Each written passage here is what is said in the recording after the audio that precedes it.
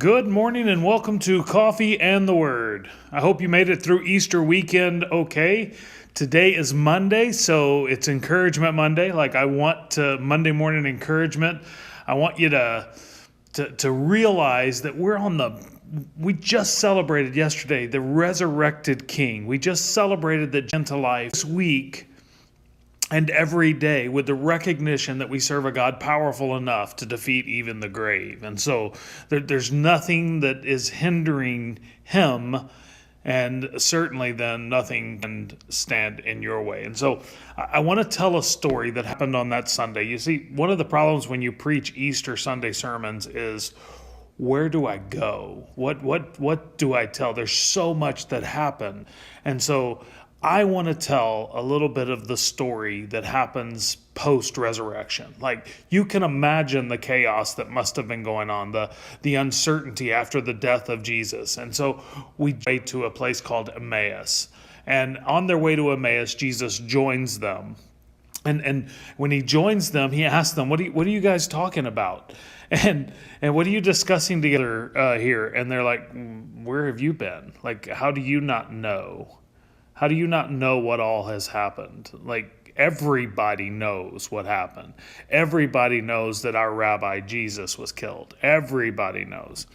And so here's where we pick up. And he says this in verse 19. Jesus says, about what things are you discussing? The chief priests and they crucified him. But we had hoped that he was the one who was going to redeem Israel. And what is more, it is the third day since all this took place. In addition, some of our women amazed us. They went to the tomb early this morning, but didn't find his body. They came and told us what they had seen in a vision of angels who said he was alive. Then some of our companions went to the tomb and found it was just as the women had said, but they did not see Jesus. And so I want you to imagine this for a second, because it's one of the things that I think happens to us, right?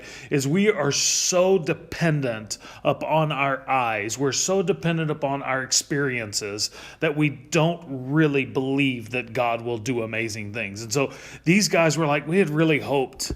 We had really hoped that this Jesus would be the one who would redeem Israel. And, and there's this undertone of, I guess not.